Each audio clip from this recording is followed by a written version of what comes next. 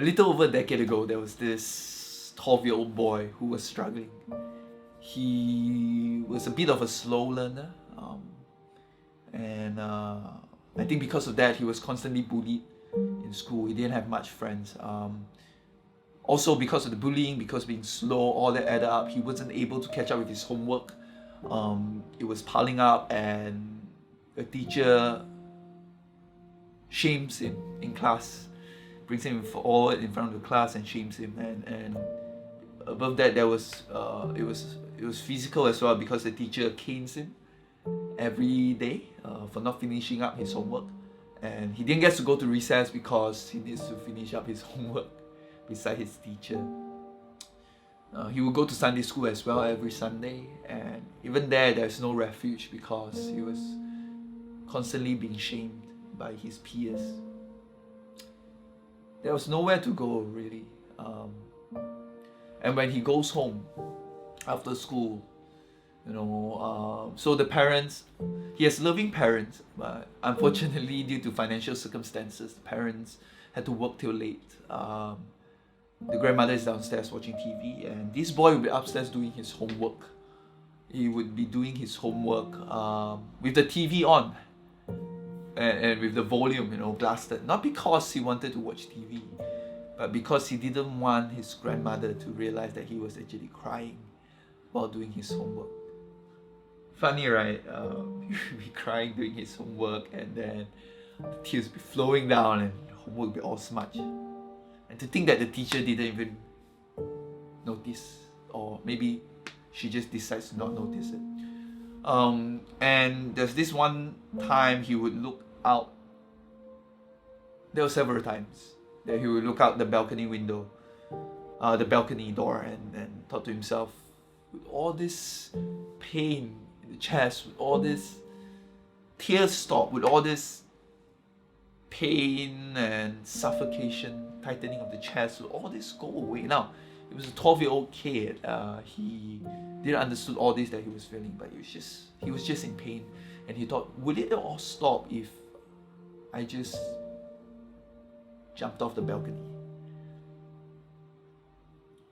12-year-old kid. And this kid was me. Obviously, you look at me now. Thank God I did not follow through with the thought, and I'm still here. But it was a 12-year-old kid going through a really tough time, and nobody knew.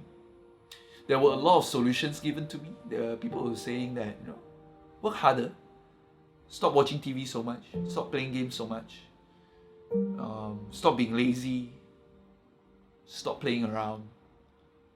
Why did people want to bully you and not the others? It must be something that you did. A lot of solutions given to me, but there were no questions asking, are you okay? Can I help you? Or can I sit with you? Can I eat with you? There were none of that questions. It was just people telling me that I'm lazy, that I should work harder, that I should just buck up. 12-year-old kid. But no one asked if I'm alright. This happened for several years. I was bullied from the age of 7 up till 16, 17. Major trauma with I've just having no friends, having a very difficult time believing in myself. And earlier this week, there was this news of this boy. I read this news of this 13-year-old schoolboy who took his own life because of homework, something like that on the headlines. And to a certain extent, I think I can relate.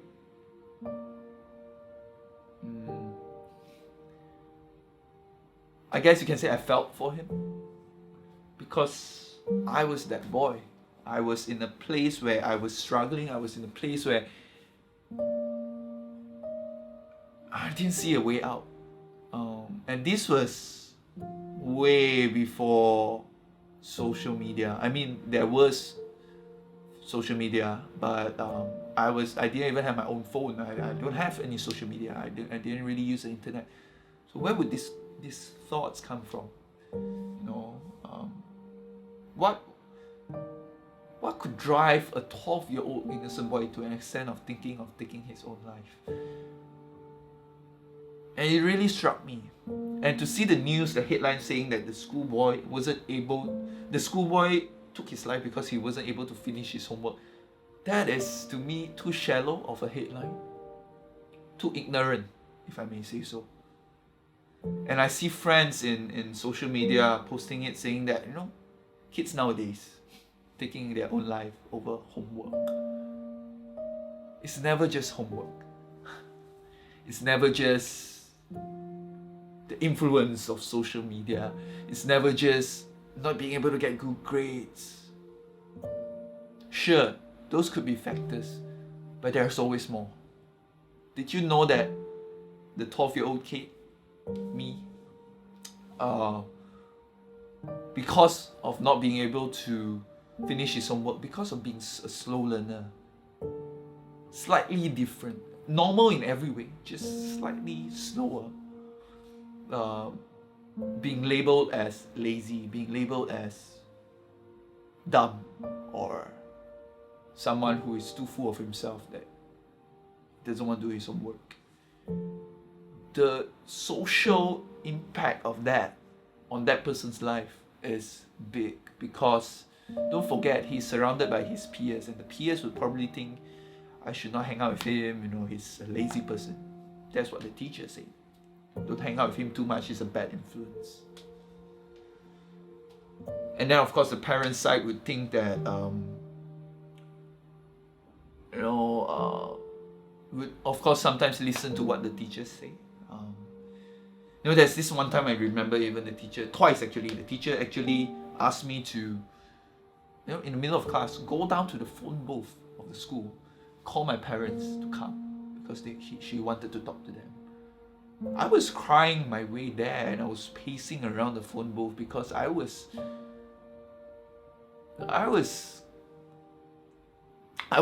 scared. But nobody knew all this happened. Nobody knew. It was a tough time, but maybe at this point you're wondering why this story and all that.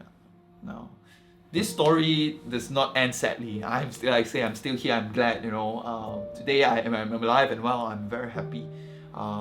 Things are still tough sometimes, but I'm confident in who I am. I've learned to pick myself up, and I think understanding that I'm loved for who I am is very important. Even if the world doesn't see that, I've someone up there who loves me for who I am, and I'm in a very good place now, and it's been like that for years. And sometimes when I share these kind of stories to people personally, people are taken aback because I'm saying this out of humility, that today I can be very confident in who I am. But yeah, and I just want to tell everyone that, especially those who are watching, that it's never just homework. It's about asking the right questions. Sometimes we have enough solutions out there. Sometimes we just need to ask the right questions, and to understand that a little concern goes a long way. Many times we think that people are taking the easy way out by taking their own life. It's never the easy way out. It's not. It takes a lot for someone to get to that point. Sometimes I feel it is us, those around these people, who are taking the easy way out by saying that you should do this, you should do that, because deep inside we know if we ask questions like, are you okay? We'll be getting our hands dirty. We'll be opening up a can of worms. So I really feel that a little concern can go a long way, and maybe we should start asking the right questions. This is a message also to the schools in Malaysia, especially in Penang, the vernacular schools. I came from there, so I guess I have the right to say it. The pursuit of achieving high results in terms of the percentage of students getting high results, the pursuit of that is quite unhealthy, I would say, because it pushes students to the edge, like me, almost literally. And I want to really just tell, if any school authorities are watching this, if any teachers are watching this, I just want to really tell you that what you're doing is not right. It's abuse. Call it whatever you want, but I'm just gonna say it. It's abuse. Caning students every day, forcing them to swallow homework. And above that, there's tuition. Don't forget that. Homework above school, tuition homework above school homework, and there's just no more childhood for these kids, right? I had very little childhood. So I want to urge you, please, teachers, school authorities, to look into the well-being of the students more, because a person is more than how much homework he can do. A person is more than how well she can do in her exams.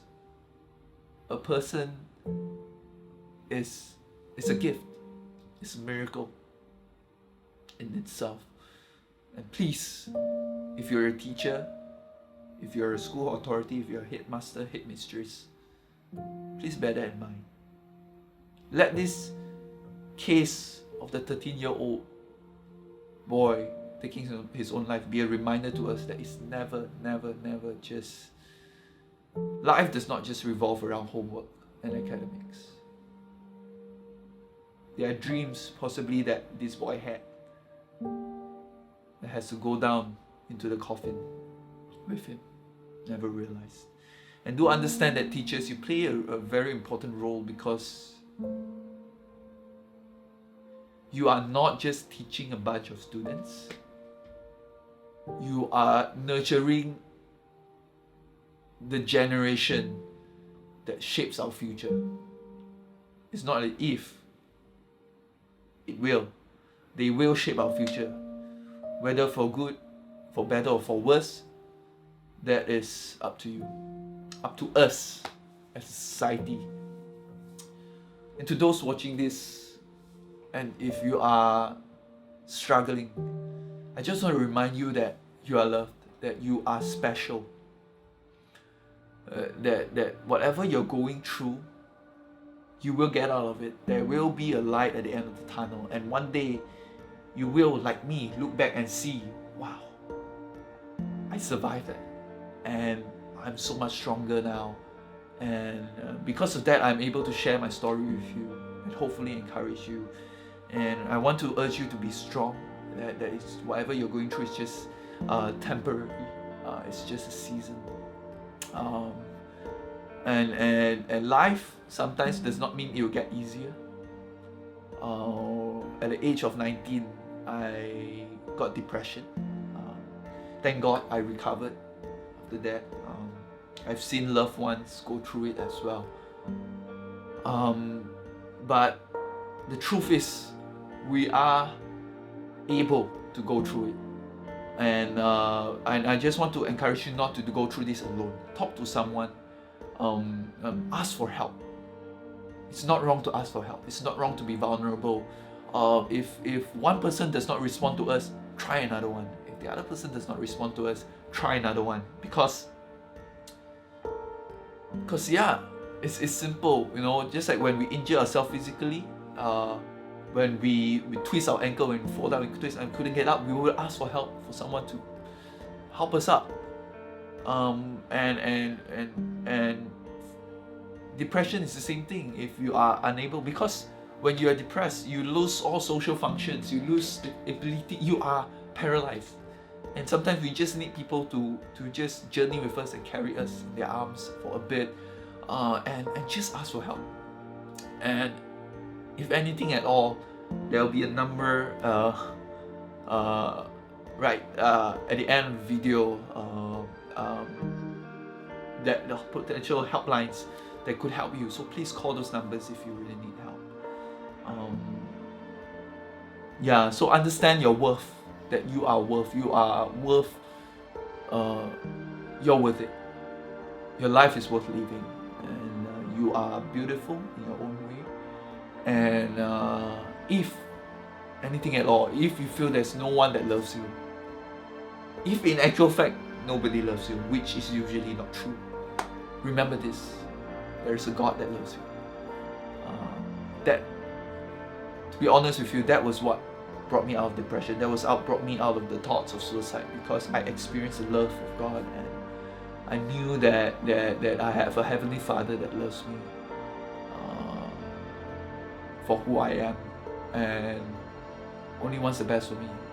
I know that there's a heavenly Father above that cares for me and has an amazing future for me. And true enough, now that I look back, this 12-year-old boy would not have believed you if you were to tell him that he would become the person I am today. Let me tell you that. So yeah, be strong, be courageous, in everything. Trust that you will go through it fine. You will come out of it, though battered, though with scars, but you will come out of it stronger, and you are loved.